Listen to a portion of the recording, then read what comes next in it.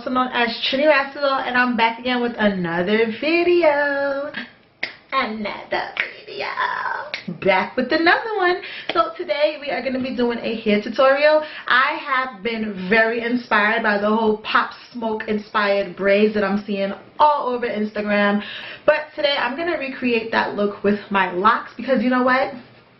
Who said that just because you have locks you can't recreate these looks? That's cute, that's going viral, that's popping, okay? For real though, just because you have locks, don't put yourself in a box. I'm about to hashtag it and make it my thing, okay? Don't let anybody tell you any different, okay? So if you are interested to see how I recreate those Pop Smoke braids on my locks, keep watching. Hit the subscribe button for more of me, and let's get straight into these braids.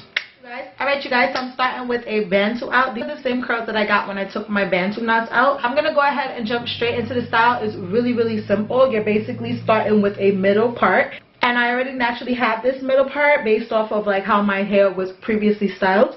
So I'm going to go in with 2 rows of locks. Let me pull you guys in a little bit.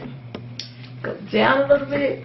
I'm going to go ahead with 2 rows of locks. So I'm going to use, this is going to be my first section.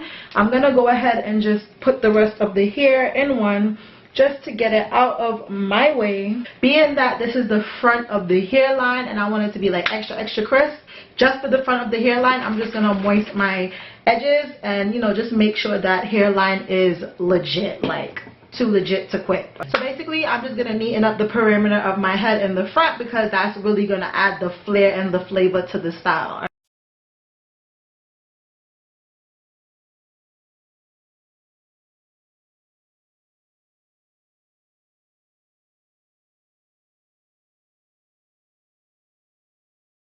Locks in the perimeter. I'm going to go ahead and create a cornrow, cane row, however you like to call it. That's what I'm about to do.